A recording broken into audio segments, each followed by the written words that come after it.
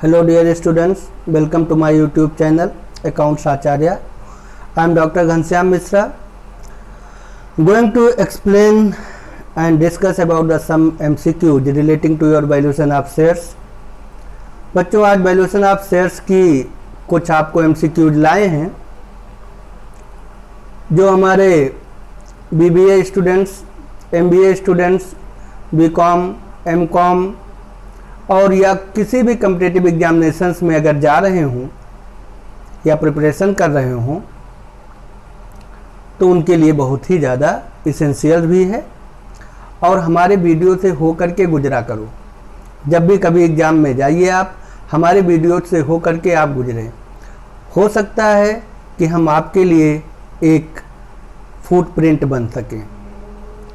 चलिए देखो valuation of share की ज़रूरत क्या पड़ती है। सबसे पहले तो एक ओवरव्यू हो जाए आपकी वैल्यूएशन ऑफ शेयर्स पर।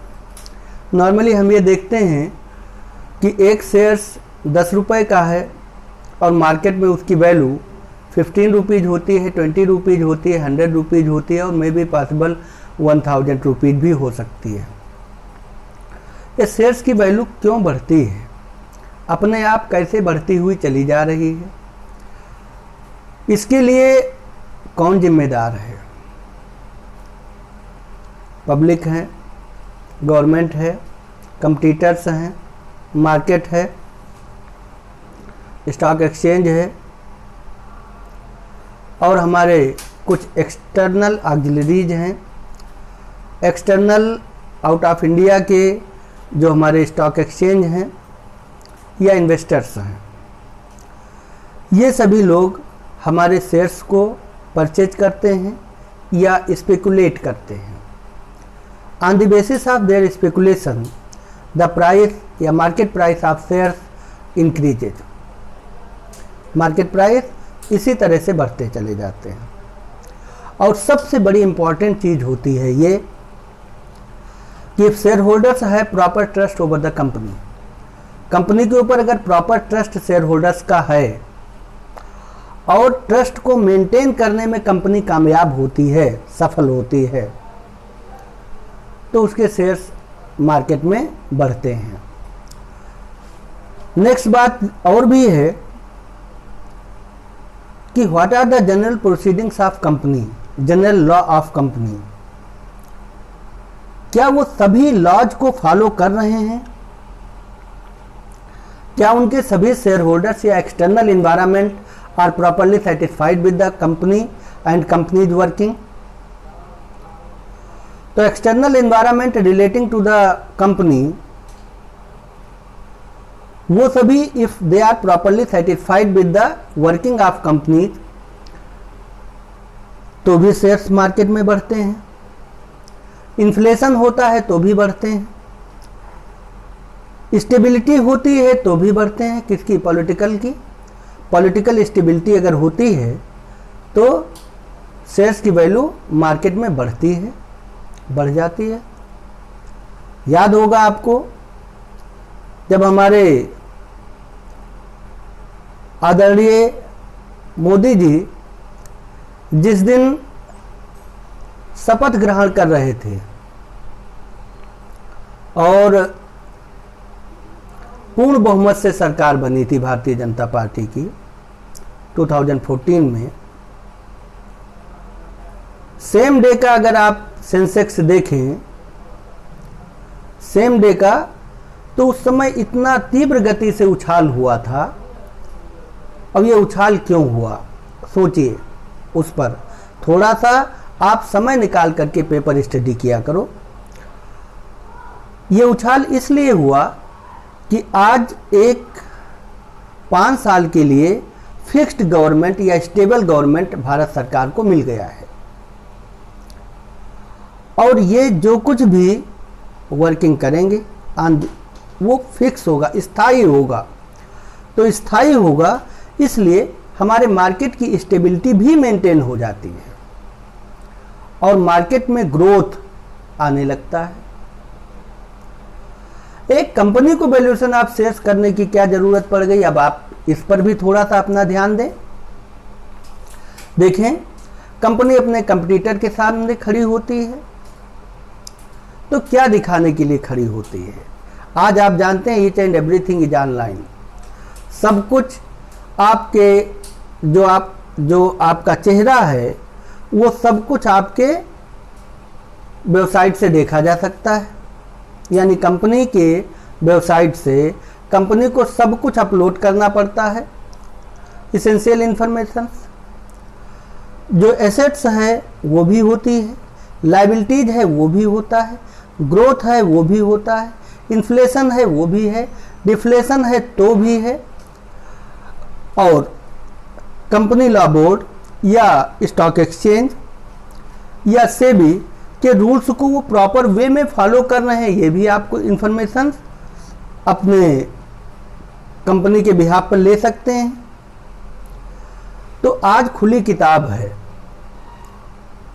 अब कंपनी अपने आप को सेव करने के लिए, अपने आप को मार्केट में अच्छे से अच्छा मेंटेन करने के लिए वो क्या करती है? अपने शेयर्स को वैल्यू करती है। जब उसकी वैल्यूएशन आती है, 10 रुपये का शेयर है, 15 रुपीज़ वैल्यूएशन आई, इट मीन्स कि the value of share will increase.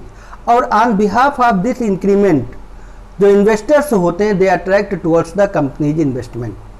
वो कंपनी के इन्वेस्टमेंट की तरफ आकर्षित होते हैं और कंपनी के इन्वेस्टमेंट को खरीदना चाहते हैं, करना चाहते हैं। वो ज़्यादा से ज़्यादा पैसा कंपनी में लगाना चाहते हैं।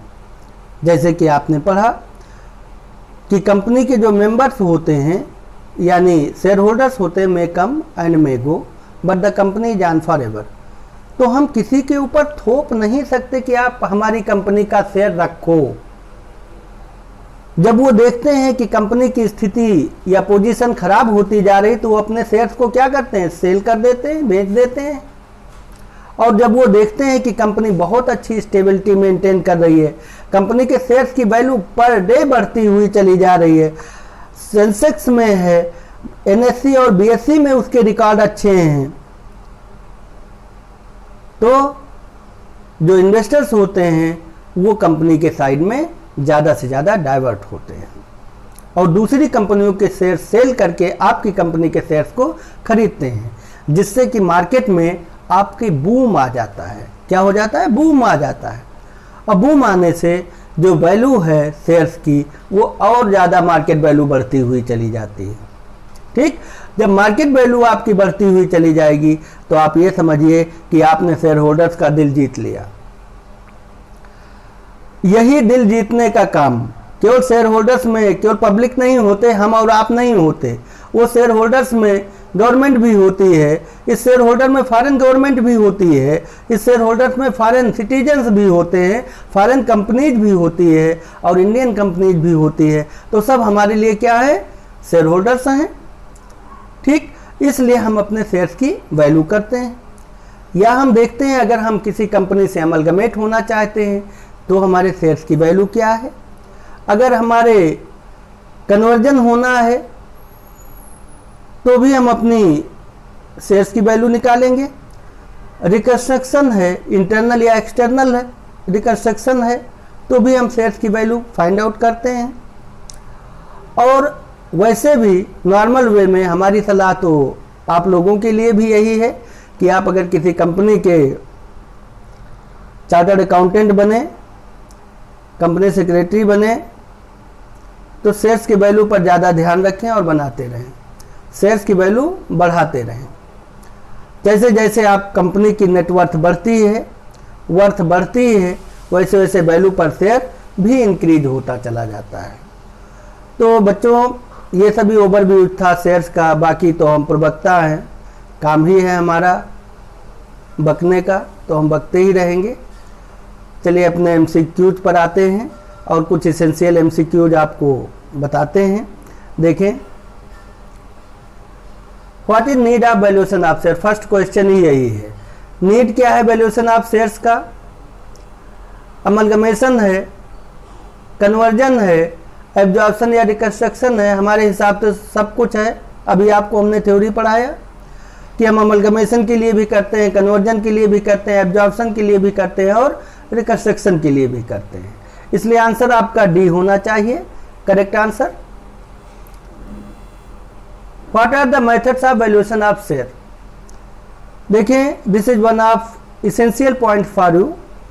मेथड्स वैल्यूएशन के अगर आपको नहीं याद है तो इसे याद कर लो, और ये सभी मेथड ही दिए हुए हैं, ए, बी और C. Net assets method, intrinsic value method, both are same. Income method या yield method, both are same. Fair value method, when net assets, intrinsic value और यील्ड वैल्यू दोनों को हम एवरेज कैलकुलेट कर लेते हैं तो फेयर वैल्यू हो जाती है, राइट। लेकिन है वैल्यूएशन ऑफ शेयर वो भी। तो आपका आंसर होना चाहिए ऑल ऑफ द अबव, यानी कि सेकंड का D answer is a correct. Next देखें, net assets method is called as, अभी आपको बताया सेकंड क्वेश्चन में कि net assets method and intrinsic value method both are same. Intrinsic value और नेट एसेट्स देखें, व्हेन टोटल एसेट्स में से आप अपने फिक्टिटियस एसेट्स को माइनस कर दीजिए तो आपके पास क्या आ जाएगा? Net assets minus external liabilities. बच्चों, एक्सटर्नल लायबिलिटीज क्या होती है? External liabilities are those liabilities which are to be paid by the company, which are to be paid by the company to the external persons. ऐसे लोग जिनको हम बाहरी को पेमेंट करना, जैसे क्रेडिटर्स हो गया, बिल्स पेबल हो गया, डिवेंचर्स हो गया, लॉन्ग टर्म लोन्स हो गए, ओवरड्राफ्ट हो गया, ये सभी कौन है? एक्सटर्नल हैं, इंटरनल नहीं। इंटरनल हमारे शेयर होल्डर्स हैं, हमारे प्रेफरेंस शेयर होल्डर्स हैं, ठीक। तो ये सभी हमारे इंटरनल होते हैं। जनरल रिजर्व के भी जो प्रोविजंस वगैरह हैं ये सभी हमारे इंटरनल होते हैं। तो जब हम एक्सटर्नल लायबिलिटीज को माइनस कर देते हैं तो हमारे पास क्या आ जाता है? Intrinsic value. इंट्रिंसिक वैल्यू या नेटवर्थ। अब देखें, नेटवर्थ और intrinsic value both are same here. Net assets कहें या नेटवर्थ कहें, लेकिन यहाँ पर आपका answer A, first intrinsic value सबसे पहले दिया हुआ है तो आप इसी को प्रेफरेंस दीजिए ए, और बी भी आपका वही है, यानी कि ए और बी दोनों सही है। और जब आप एग्जाम में हो तो जो ऑप्शन सही है और दो हैं तो जो पहले ऑप्शन सही है आप उसी को प्रेफरेंस देंगे, यानी A will be the correct answer for your question number 3rd। Net assets is valued for valuation of share. Net assets कैसे वैल्यू किया जाता है? अभी आपको हमने बताया, टोटल एसेट्स ले लो, लेस कर दीजिए वो fictitious assets, those are only expenditure. वो क्या होते हैं? केवल खर्चे होते हैं। They are to be debited to your profit and loss account, उसे प्रॉफिट एंड लॉस अकाउंट में डेबिट कर देना चाहिए। But due to some provisions and regulations and inefficient profit that is not fully debited to your profit and loss account. Therefore, unwritten off amount is transferred as a balance in balance sheet as a fictitious assets. तो fictitious assets वो assets होती है जो वास्तव में assets नहीं होती, बल्कि वो सभी एक huge expenditure होते हैं। ह्यूज एक्सपेंडिचर होते हैं, पूरे एक्सपेंसेस को एक साथ हम पीएल में डेबिट नहीं कर सकते, इसलिए उसका कुछ पोर्शन राइट ऑफ कर देते हैं। Remaining unwritten off balance of fictitious assets is treated as an assets in balance sheet, right. तो दैट इज फिक्टिटियस एसेट्स। तो जब आप टोटल एसेट्स से फिक्टिटियस एसेट्स को माइनस कर देते हैं तो आपके पास नेट एसेट्स आ जाती है। नेट एसेट्स से एक्सटर्नल लायबिलिटीज को माइनस कर दीजिए तो आपके पास नेट वर्थ आ जाएगा या इंट्रिंसिक वैल्यू आ जाएगी, और इसी को हम नेट एसेट्स भी कहते हैं, राइट। तो आपका ऑप्शन होना चाहिए सी, फोर्थ का C option is a correct answer. Next देखें, value per share. Value per share कैसे निकालेंगे? बच्चों एक बात देखिए, वैल्यू पर शेयर तो पर यूनिट जैसे आप कैलकुलेट करते थे वैसे वैल्यू पर शेयर भी कैलकुलेट करना है, यानी what is the amount of net worth divided by number of shares. लेकिन हमारे बच्चे पूछ रहे हैं कि सर शेयर तो दो टाइप का होता है। बिल्कुल बच्चों, शेयर्स दो प्रकार के होते हैं, एक इक्विटी शेयर होता है और एक प्रेफरेंस शेयर होता है। प्रेफरेंस शेयर के भी हमारे 8 कैरेक्टरिस्टिक होते हैं, 8 टाइप के होते हैं, 8 टाइप्स का होता है। Cumulative preference share, non cumulative preference share, redeemable preference share, irredeemable preference share, participating preference share, non participating preference share और ट्रांसफरेबल प्रेफरेंस शेयर और नॉन ट्रांसफरेबल प्रेफरेंस शेयर। बच्चों ये सभी प्रेफरेंस शेयर हैं, ये सभी प्रेफरेंस शेयर हैं, लेकिन प्रेफरेंस शेयर के डेफिनेशन में लिखा हुआ है कि प्रेफरेंस शेयर है priority over equity share holders. तो प्रेफरेंस शेयर का प्रायोरिटी होता है इक्विटी शेयर होल्डर्स का, लेकिन कुछ कंडीशंस इसमें भी होती हैं कि if they have priority, if they do not have priority, if they have priority for dividend only, if they have priority for capital only. बस एक बात केवल अपने मन में ध्यान रखो कि जिसकी प्रायोरिटी हो उसे पहले माइनस कर दो। जिसकी अगर कैपिटल की प्रायोरिटी है तो कैपिटल माइनस कर दो, बाद में नंबर ऑफ इक्विटी शेयर से डिवाइड करना। अगर डिविडेंड की प्रायोरिटी है तो पहले नेटवर्थ से डिविडेंड माइनस कर दो। अब जो आपकी रिमेनिंग नेटवर्थ होगी उसको divided by number of equity share और प्रेफरेंस शेयर से डिवाइड कर दो। राइट, अगर प्रेफरेंस शेयर है ही नहीं तो कोई बात नहीं, आप अपने मन के राजा हैं, net assets upon number of equity share कर देंगे। राइट, तो आप इसको नोट कर लो कहीं भी, net assets minus preference dividend if have priority for dividend only.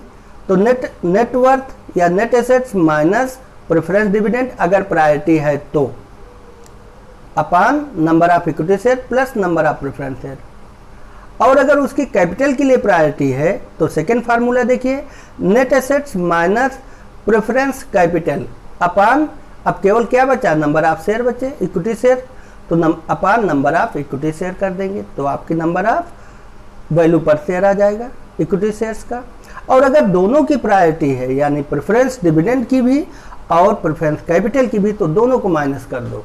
Net assets minus preference dividend minus preference capital, अब क्या बचा, केवल those amount is available which are to be distributed among equity share holders. अब वही assets है कि आज की डेट में अगर कंपनी बंद हो जाए तो हम ये पूरा पैसा, पूरा एसेट्स अपने इक्विटी शेयर होल्डर को सौंप देंगे। ठीक, तो वही हम ये देखते हैं कि आज की डेट में अगर कंपनी बंद होने जा रही हो तो एक शेयर होल्डर को कितने रुपए मिलेंगे। प्रेफरेंस शेयर अगर प्रायोरिटी है तो पूरा ले जाएगा अपना वैल्यू, जितना भी कैपिटल इन्वेस्ट किया है, और अगर प्रायोरिटी नहीं है तो वो भी इक्विटी शेयर के लाइन में खड़ा हो जाएगा। तो आपका ऑप्शन क्या होना चाहिए, देखिए फर्स्ट क्वेश्चन है, क्वेश्चन नंबर 5 है, value per share is net assets divided by number of shares. बिल्कुल सही आंसर है आपका, net assets upon number of shares. लेकिन बच्चों थोड़ी सी दिक्कत यहाँ पर यह आ रही है कि उसने शेयर को क्लासिफाई नहीं किया है कि नंबर ऑफ इक्विटी शेयर है या नंबर ऑफ प्रेफरेंस शेयर है और या number of total number of share है। इसलिए आपको ज़रूरत है दूसरे ऑप्शन को भी देखने की। चलो देखते हैं, net assets minus fictitious assets plus divided by equity share capital. बेटा कैपिटल कभी नहीं आती, ठीक, नंबर ऑफ इक्विटी शेयर्स की बात होती तो मैं इसे भी सोचता। चलिए नेक्स्ट देखें, total assets divided by number of equity share of and preference share. थोड़ा सा इसे सही कर ले, number of equity shares and number of preference share दोनों को ऐड कर लिया टोटल एसेट से, तो टोटल एसेट से डिवाइड कर रहे हैं। ये भी कुछ नहीं बल्कि बहुत कुछ गलत है यहाँ पर, क्योंकि टोटल एसेट्स तो चाहिए ही नहीं। टोटल एसेट्स में तो फिक्टिटियस एसेट्स होगा, टोटल एसेट्स में एक्सटर्नल लायबिलिटीज नहीं माइनस की गई होगी। हमें क्या चाहिए, नेट एसेट्स चाहिए। ठीक, इसलिए ऑप्शन आपका सी भी गलत हो गया। डी ऑप्शन पर आइए, total assets divided by share capital. ये तो बिल्कुल गलत है क्योंकि कैपिटल होता ही नहीं, आप नंबर की बात करने जा रहे हैं। अब आप अपने ऑप्शन फर्स्ट पर आ जाओ। देखिए तीन के तीनों कंप्लीट गलत हैं, B C D completely wrong है। तो राइट ऑप्शन क्या होगा? ए, जहां पर कि आपके net assets divided by number of shares दिया है। तो नंबर ऑफ शेयर्स चाहे इक्विटी शेयर हो चाहे प्रेफरेंस शेयर हो चाहे दोनों हो, ठीक, तो ऑप्शन आपका ए करेक्ट होगा। और बाकी बी सी डी पूरी तरह से गलत हैं, ठीक। नेक्स्ट देखें 6, इंटेंजिबल एसेट्स आर। देखें हमारे पास दो ही टाइप की एसेट्स होती है, एक टेंजिबल और एक इंटेंजिबल। इंटेंजिबल एसेट्स वो होती है जिसे हम ना देख सकते हैं ना टच कर सकते हैं, बट दे हैव वैल्यू, लेकिन उनकी वैल्यू बहुत होती है। जैसे लाइसेंस, बिना लाइसेंस के आप मैन्युफैक्चर नहीं कर सकते, आप बिजनेस नहीं कर सकते। और लाइसेंस कोई एसेट्स नहीं होती जिसे आप देख सकें, छू सकें, उसके साथ आप काम कर सकें, तो ऐसा संभव नहीं है, ठीक। तो अब आपकी वो क्या हो गई? Intangible, that is one of government order. वो गवर्नमेंट ऑर्डर है, आपके पास लाइसेंस दिया हुआ कि now you can regulate your business on this certificate, on the behalf of this certificate, right. तो इंटेंजिबल एसेट्स वो है जो हमारे बिजनेस में होते हैं, उनकी वैल्यू बहुत ज़्यादा होती है, लेकिन फिजिकल वैल्यू उनकी कुछ नहीं होती, ठीक। तो पेटेंट फिजिकल वैल्यू कुछ नहीं है, कॉपीराइट फिजिकल वैल्यू कुछ नहीं है, ट्रेडमार्क की भी फिजिकल वैल्यू नहीं है, फिजिकली वो हमारे यहाँ प्रेजेंट नहीं है, राइट। पेपर में है, पेपर में सब कुछ है, ये ऑथराइजेशन होती है, लाइसेंस होता है, ट्रेडमार्क होता है, ठीक।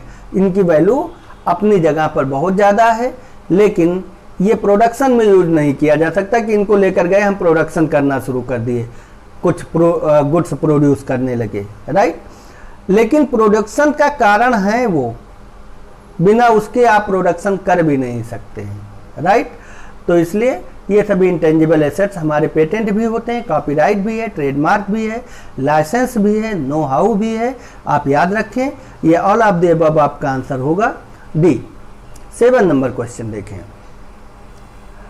विच are the difficulties on valuation of, what are the difficulties on valuation of share.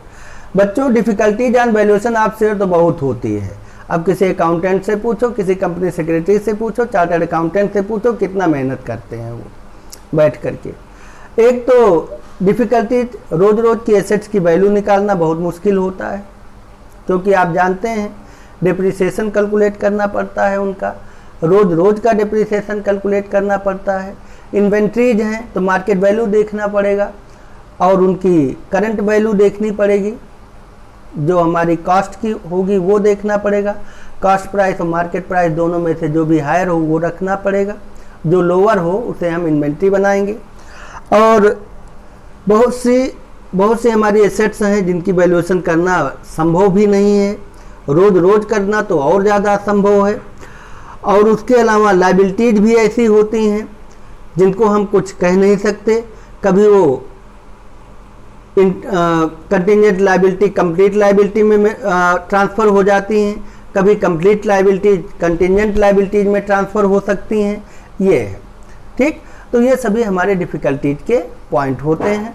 देखें, difficulties in valuation of assets बिल्कुल होती है, difficulties in valuation of liabilities ये भी होती है। टाइप्स ऑफ इक्विटी शेयर, अगर वन टाइप का इक्विटी शेयर है तो थोड़ा सरल रहेगा, अगर कई टाइप के इक्विटी शेयर हैं तो सभी टाइप के इक्विटी शेयर्स का अलग अलग हमें वैल्यूएशन करना पड़ेगा, तो हमारे लिए डिफ़िकल्टीज होगी। इसलिए आपका ऑप्शन होगा डी, यानी 7 का D. Preference share capital is reduced from intrinsic value if, देखो अभी मैंने आपको ऊपर समझाया है कि प्रेफरेंस शेयर कैपिटल तभी रिड्यूस करेंगे जब उसकी प्रायोरिटी होगी। अगर प्रेफरेंस शेयर कैपिटल की प्रायोरिटी है फॉर कैपिटल तो कैपिटल को माइनस करेंगे। अगर प्रेफरेंस शेयर की प्रायोरिटी फॉर डिविडेंड है तो केवल डिविडेंड माइनस करोगे, ठीक। अगर दोनों की है तो प्रेफरेंस डिविडेंड और प्रेफरेंस कैपिटल दोनों माइनस करोगे, राइट। तो देखिए आपका ऑप्शन क्या कहता है, having priority for dividend only, बिल्कुल गलत, प्रेफरेंस कैपिटल नहीं माइनस करेंगे, वहाँ केवल डिविडेंड को माइनस करेंगे। Having priority for capital only, बिल्कुल सही, ये कैपिटल ओनली के लिए है तो आपको माइनस करना पड़ेगा। Having no priority for capital, अगर प्रायोरिटी नहीं तो इक्विटी शेयर के बराबर हो गए वो, ठीक। तो आंसर आपका होना चाहिए having priority for capital only. Next देखें, और यहाँ से आप थोड़ा सा कॉपी और पेन भी ले लें अपने साथ में, जिससे थोड़ा सरलता रहेगी। हम तो कर लेंगे लेकिन आपके लिए थोड़ी डिफिकल्टीज होगी। चलिए देखिए, value of net assets is ₹15 lakh and share capital of ₹10 lakh, ₹100 पर share, value per share will be. तो देखिए नेट एसेट्स की वैल्यू दिया हुआ है 15 लाख और कोई एक्सटर्नल लायबिलिटीज नहीं है, कोई भी फिक्टिटियस एसेट्स नहीं है। तो नंबर ऑफ शेयर्स कितने हो गए आपके 10 लाख, 100 रुपए वाले, तो शेयर कितने हो गए आपके 10,000, ठीक, 10,000 शेयर हो गए ना, 10,000 शेयर्स 100 रुपए वाले 10 लाख रुपए के हो गए। तो 15 लाख डिवाइडेड बाई 10,000 करो, आंसर क्या आएगा आपका 150। कैलकुलेट करके देख लीजिए, यही आना चाहिए। नेक्स्ट देखें बच्चों, कैलकुलेट वैल्यू पर शेयर। यहां पर वैल्यू पर शेयर आपको कैलकुलेट करना है।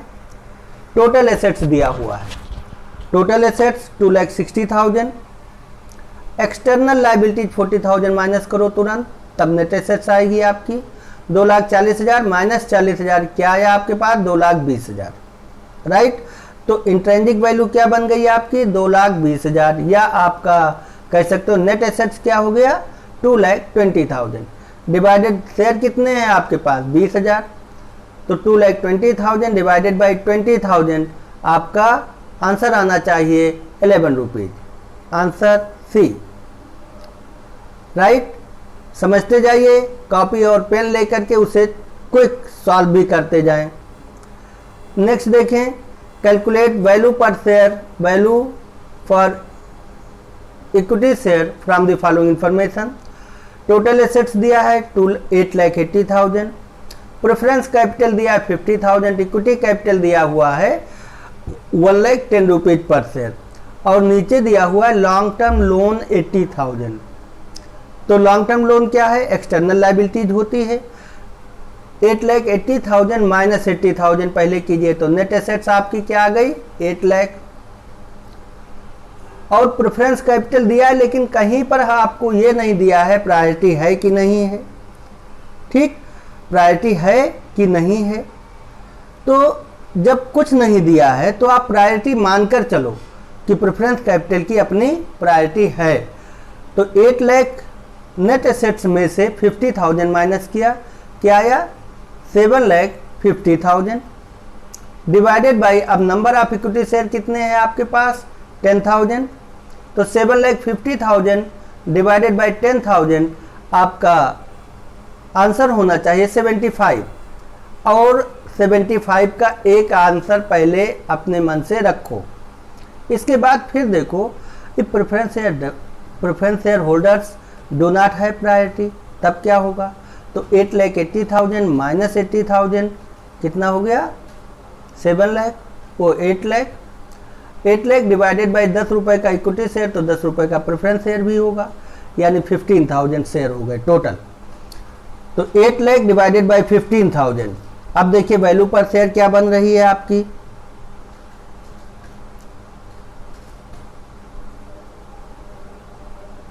₹53 समथिंग आना चाहिए, जो कहीं नहीं दिया है, ठीक। तो आपका आंसर ए होगा, करेक्ट आंसर है। जब भी प्रेफरेंस शेयर कैपिटल का कोई भी प्रायोरिटी ना दिया हो तो आप उसे प्रायोरिटी मान कर चलेंगे अपनी तरफ से कि प्रेफरेंस शेयर है priority over equity share holder. Next देखें, कैलकुलेट वैल्यू पर इक्विटी शेयर, पहले ही बता दिया इक्विटी शेयर की वैल्यू निकालना है आपको। नेटवर्थ,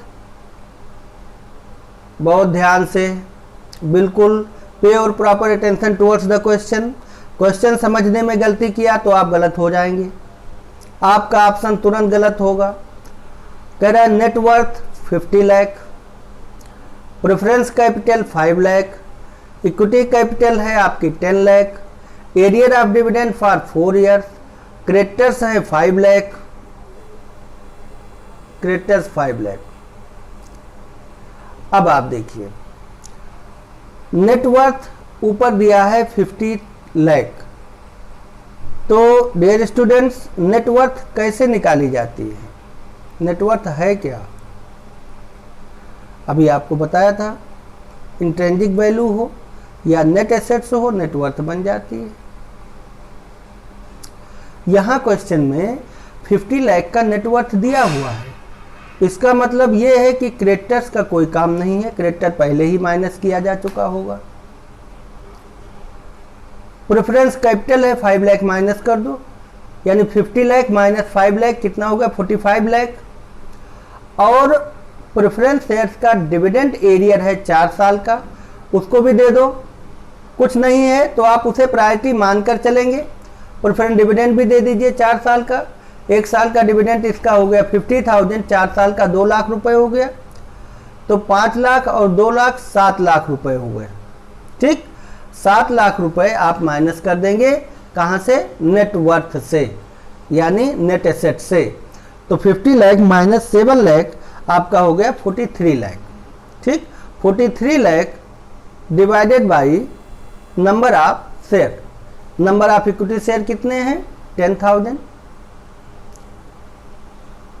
तो 43 लाख डिवाइडेड बाई 10,000, आंसर क्या आना चाहिए? 430 रुपीज। आंसर इसमें नहीं है, आपका ऑप्शन डी होगा। ठीक, फिर से देख लीजिए, कंफ्यूजन आ रहा होगा आपको। नेटवर्थ ऑलरेडी दिया हुआ है 50 लाख, प्रेफरेंस कैपिटल है आपके पास, नेटवर्थ दिया है, इसका मतलब एक्सटर्नल लायबिलिटीज पहले से माइनस की गई है और एक्सटर्नल लायबिलिटीज अब नहीं है, राइट। तो नेटवर्थ 50 लाख में से प्रेफरेंस कैपिटल और एरियर ऑफ डिविडेंड माइनस कर दीजिए पहले। 5 लाख का प्रेफरेंस कैपिटल है और 5 लाख का 10% यानी 50,000 रुपीज डिविडेंड होगा, तो 4 साल का डिविडेंड कितना बनेगा? 2 लाख रुपए। 5 2 7 लाख रुपए आपको प्रेफरेंस शेयर कैपिटल को पेमेंट करना है। तो 50 लाख माइनस 7 लाख क्या बचा आपके पास? 43 lakh. 43 lakh number of shares हैं आपके पास, इक्विटी शेयर 10,000, तो 43 लाख डिवाइडेड बाई 10,000। अब आपका क्या आंसर होना चाहिए? 430 रुपये। 430 रुपये कहीं भी आंसर नहीं दिया हुआ है, इसलिए आंसर आपका डी होगा। अब देखिए क्वेश्चन नंबर 13 क्वेश्चन में which assets is not included in computation of net assets for valuation of share. Valuation of shares में कौन सी ऐसी एसेट्स है जिसको आप नहीं ऐड करते? अभी मैं इस टॉपिक पर ओवरव्यू दे रहा था कि various types of expenditures are to be debited to profit and loss account, but they are not fully debited to profit and loss account. Some of the part is written off, and the remaining portion is treated as an assets in balance sheet. तो उसे हम fictitious assets के नाम से जानते हैं। fictitious assets में preliminary expenses है, डिस्काउंट ऑन शेयर है, डिस्काउंट ऑन डिवेंचर है, या ह्यूज एक्सपेंडिचर हो सकता है, स्पेशल एडवर्टीजमेंट हो सकते हैं। ये सभी एक्सपेंडिचर ऐसे हैं जो आपके फिक्टिटियस एसेट्स के पार्ट होते हैं। पेटेंट एसेट्स है, इंटेंजिबल एसेट्स है, गुडविल फिक्स्ड एसेट्स है, इंटेंजिबल है, प्रिलिमिनरी एक्सपेंसेस फिक्टिटियस एसेट्स है, इसलिए यही नहीं होना चाहिए। सी, ये नुकसान कर रहा है हमारे लिए, हटाओ इसको। चलिए question number 14, which value is taken for computation of net assets in valuation of share. Shares को वैल्यू करते समय कौन सी वैल्यू लेनी चाहिए नेट एसेट्स में? Scrap value, market value, book value, replacement value. हमेशा याद रखें कि एसेट्स की वैल्यूएशन करते समय हम एसेट्स की मार्केट वैल्यू लेकर के चलते हैं, और मार्केट वैल्यू प्रेजेंट टाइम में क्या है आज की डेट में। हम आपको पहले ही बताए, अगर आज की डेट में कंपनी को बंद करना पड़े तो मेरी वैल्यू क्या होगी, एक शेयर होल्डर्स को मैं क्या दे पाऊंगा, राइट। तो यही तो मैं कैलकुलेट कर रहा हूँ। तो आज की वैल्यू हमारी मार्केट की क्या होगी, ऑप्शन आपका बी होगा। नेक्स्ट देखिए 15 number, valuation of share under yield method में भी, valuation of share under yield method में भी, valuation based on rate of earning, yield method तो पढ़ा ही होगा आप लोगों ने और जानते भी हैं। Based on rate of dividend, based on productivity, yield method में क्या होना चाहिए, देखें पहले एक्सपेक्टेड रेट ऑफ रिटर्न निकालते हैं, नॉर्मल रेट ऑफ रिटर्न होता है, expected rate of return upon normal rate of return into paid up value per share होता है। एक्सपेक्टेड रेट ऑफ रिटर्न कैसे निकालते हैं, एवरेज डिविडेंड या amount of dividend upon capital employed into 100, तो expected rate of dividend आ जाता है, right. तो valuation based on rate of earning, बिल्कुल रेट ऑफ अर्निंग पर होता है। Based on rate of dividend, हाँ डिविडेंड का भी रेट निकालते हैं हम। प्रोडक्टिविटी अगर नहीं होगी तो डिविडेंड का रेट भी नहीं बढ़ेगा, राइट। तो क्या है बेस उसका, ऑल ऑफ द अबव, यानी under yield method all of the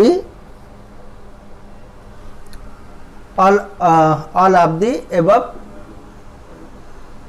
are essential for your computation. Rate of earning method is suitable for valuing, देखो rate of earning method is suitable for valuing large block of shares, medium block of shares या small block of shares। देखें अगर एक share है, दो share है, तब तक तो हमारी रेट ऑफ अर्निंग को हम कैलकुलेशन सही से कर सकते हैं। और अदरवाइज अगर हमारे पास 20-25 टाइप के शेयर रखे हुए हैं तो हमारे लिए बहुत दिक्कत हो जाएगी। इसलिए स्मॉल ब्लॉक ऑफ शेयर्स पर आप अपना आंसर क्लिक कीजिए, यही सबसे अच्छा होगा। नेक्स्ट देखिए 17 नंबर क्वेश्चन है आपका। फिर से अपनी कॉपी और पेन उठाओ और देखो calculate value per share. Rate of dividend 15%, normal rate of return 10% और each share face value is ₹10। तो सबसे पहले आपको क्या निकालना होता है, एक्सपेक्टेड रेट ऑफ रिटर्न आपका ऑलरेडी दिया हुआ है। Expected rate of return is 15%। Normal rate of return दिया है 10%, तो 15/10 expected rate of return upon normal rate of return into paid up value per share, 15/10 into 100, तो क्या वैल्यू आई आपकी 150, राइट। तो that is your correct answer. Next देखिए 18 number, calculate value per share. Expected rate of return 34%, normal rate of return 20%, तो फिर से आपका formula क्या है, expected rate of return upon normal rate of return into paid up value per share, तो 34/20 into 80 कितना आ गया आपका,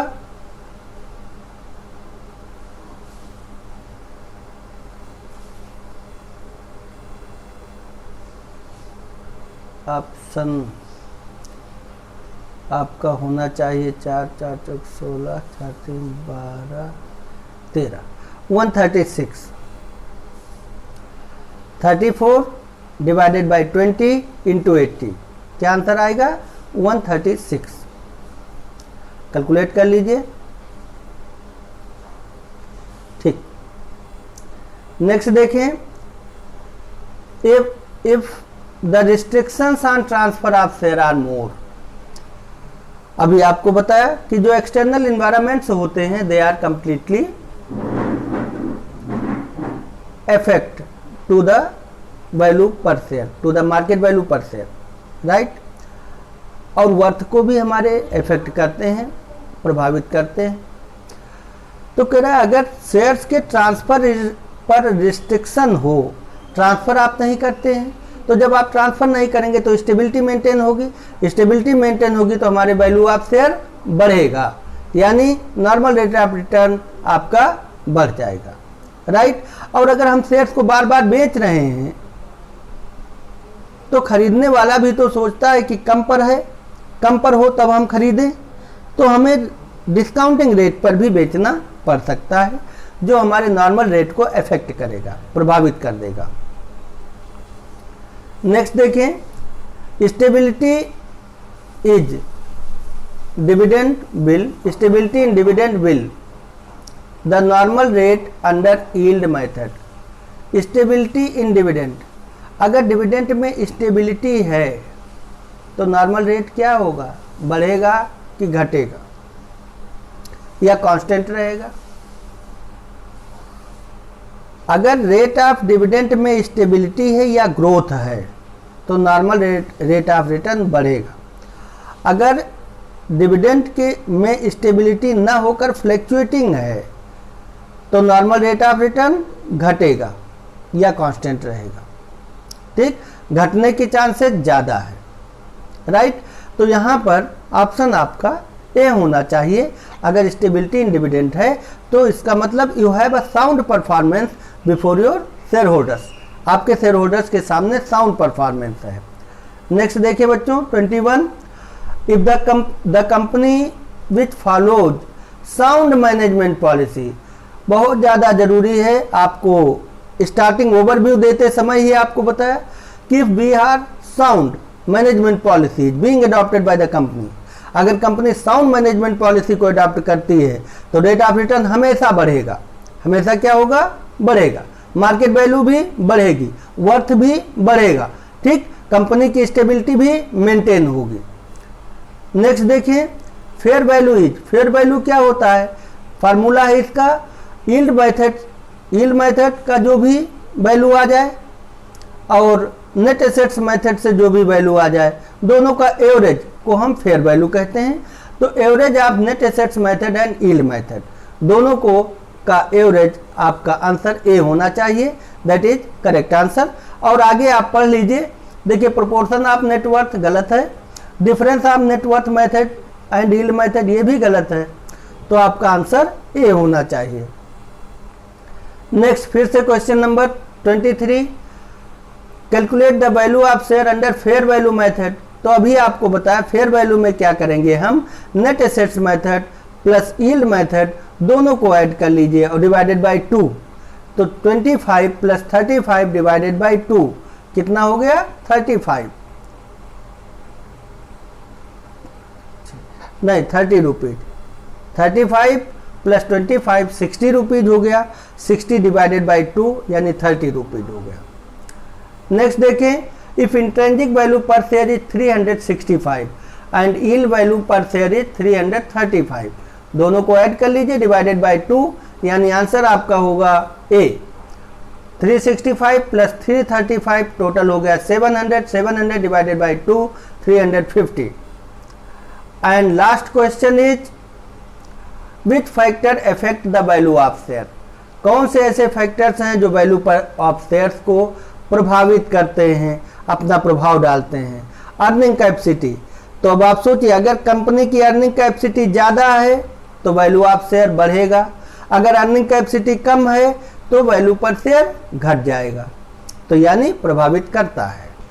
कैपिटल स्ट्रक्चर ऑफ कंपनी, अगर कंपनी की कैपिटल स्ट्रक्चर बड़ी है, ठीक, तो वैल्यू पर शेयर भी बड़ा होगा, मार्केट में उसकी स्टेबिलिटी ज़्यादा होगी, मार्केट में ज़्यादा डिमांड होगी और मार्केट में कई टाइप के शेयर्स को देकर के अपने साइड में इन्वेस्टर्स को अट्रैक्ट कर सकता है।